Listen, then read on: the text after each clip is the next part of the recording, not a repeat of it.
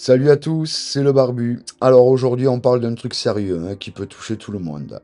Le gaslighting. Tu t'es déjà senti complètement paumé alors que tu savais que tu avais raison? Comme si on te faisait douter de ta propre mémoire, de ta réalité? Avant de commencer, laisse-moi un commentaire si ce sujet te parle ou si tu as déjà vécu quelque chose dans le style. Ça m'aide à savoir ce qui touche vraiment ma communauté.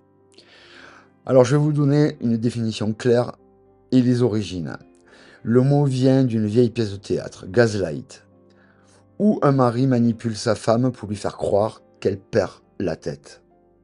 Depuis, c'est devenu un terme qui décrit une forme de manipulation mentale très subtile mais destructrice.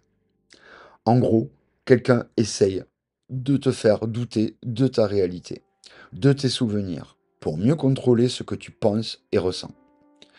Et ça ne se limite pas aux relations amoureuses, ça peut arriver partout. Alors, quels sont les mécanismes et les techniques du gaslighting? Comment ça marche? Voici les grandes lignes. Nier les faits évidents, même ce que tu as vécu en face. La personne te dira, par exemple, ça ne s'est jamais passé comme ça. Minimiser tes émotions, comme si ce que tu ressens n'avait aucune importance. Tu es trop sensible, te dira la personne. Modifier la mémoire des événements, te faire croire que tu inventes. Et la personne vous dira, mais je ne t'ai jamais dit ça. Retourner la faute sur toi comme si c'était toi le problème. Et la personne vous dira, dans ces cas de figure, souvent, c'est toi qui exagères. Tout cela te fait petit à petit douter de toi, et c'est ce qui donne du pouvoir aux manipulateurs. Si tu reconnais certains de ces comportements dans ton entourage ou ta vie, n'hésite pas à liker la vidéo pour soutenir ceux qui sont dans cette situation. Là, je vais vous donner des exemples concrets dans différents contextes. Pour que ce soit plus clair, voici quelques cas réels et courants. En couple, tu exprimes une souffrance ou un problème. Et la réponse est souvent tu inventes, t'es parano. Au travail, ton collègue déforme ce que tu dis en réunion et t'accuse de mal comprendre les choses. En famille, un proche nie un souvenir douloureux ou des faits et te laisse seul face à ta douleur. Avec l'administration, ça existe également. Tu demandes un droit ou expliques une situation et on te répond que tu te trompes, que les règles ne sont pas celles que tu crois. Ou pire, on te fait perdre du temps avec des informations contradictoires. Tu doutes alors de ta propre compréhension ou mémoire. Au niveau étatique et gouvernemental, ces techniques peuvent aussi être utilisées pour semer le doute. Minimiser ou nier des faits qui dérangent la population. Par exemple, en niant des problèmes sociaux, en déformant l'information publique ou en culpabilisant ceux qui contestent. L'État peut exercer un gaslighting à grande échelle. Partage en commentaire si tu as déjà vécu ce genre de situation ou si tu en as été témoin. Ça peut aider d'autres à mettre des mots dessus. Alors pourquoi c'est si destructeur pour la victime? Parce que en fait, le gaslighting attaque directement ton identité et ta confiance. Si tu remets en question ta mémoire ou ton ressenti, tu peux commencer à culpabiliser sans raison. Cela peut mener à de l'anxiété, à une dépression ou à des troubles plus graves sur le long terme. Et tu peux finir par croire que c'est toi le problème. C'est ce que le manipulateur cherche, que tu deviennes dépendant de sa version de la réalité. Dans le contexte administratif ou étatique, cette forme de gaslighting est souvent vécue comme un cauchemar. On te fait perdre confiance en ta capacité à comprendre tes droits ou ta situation, ce qui peut entraîner de la frustration, du stress et parfois un abandon des démarches légitimes. Si ce sujet t'inspire, abonne-toi pour recevoir d'autres vidéos qui expliquent ces mécanismes et comment s'en sortir. Donc, comment reconnaître les signes chez soi et chez les autres? Dans ta vie quotidienne, voici quelques signaux d'alerte. Tu t'excuses tout le temps, même en étant en tort zéro.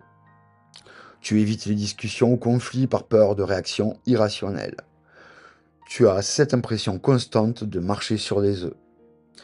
Tu te demandes souvent si tu exagères ou si tu es fou ou folle, comme on te le fait croire, hein, en fait.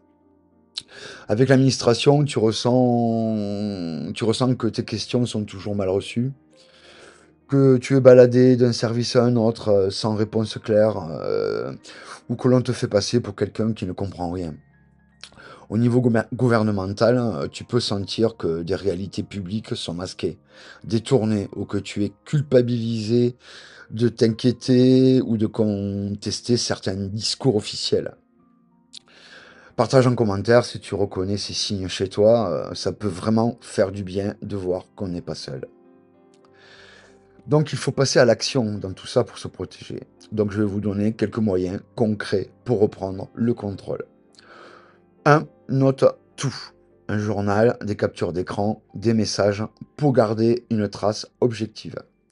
Parle à quelqu'un de confiance, un ami, un membre de ta famille ou une association spécialisée. Pose les limites fermes, exprime clairement ce que tu refuses et protège-toi. Demande du soutien professionnel. Parfois l'aide d'un thérapeute est nécessaire et c'est normal. Dans tes démarches administratives, insiste pour avoir des informations par écrit. N'hésite pas à demander des référentiels officiels, voire à faire appel à un médiateur ou à un conseiller spécialisé. Si tu sens que l'on te manipule ou que l'on te perd dans des procédures. Au niveau collectif, rester critique, hein, s'informer auprès de sources diverses et fiables, et échanger autour de ces sujets est aussi une forme de protection contre le gaslighting institutionnel. Si tu as déjà testé ces stratégies, raconte ton expérience en commentaire, hein. Ça peut inspirer d'autres personnes. Le gaslighting, ce n'est pas que dans la sphère privée, en fait, hein. On le retrouve aussi dans la société, la politique, les médias, dans les administrations et à l'échelle de l'État. Par exemple, quand on minimise ou nie des discriminations, ou quand on embrouille volontairement les citoyens pour compliquer l'accès aux droits, c'est aussi une forme de gaslighting collective. Et quand les gouvernements manipulent l'information pour faire passer un agenda ou réduire la contestation, c'est un gaslighting politique. En parler ici, c'est aussi faire un pas vers plus de justice, d'écoute et de transparence. Reprendre ta vérité, c'est reprendre ton pouvoir. Tu as le droit d'être entendu et de ne plus douter de toi. Si cette vidéo t'a plu ou touché, like, commente, partage à quelqu'un qui pourrait en avoir besoin. Abonne-toi aussi si ce n'est pas déjà fait pour continuer à entendre des contenus qui comptent.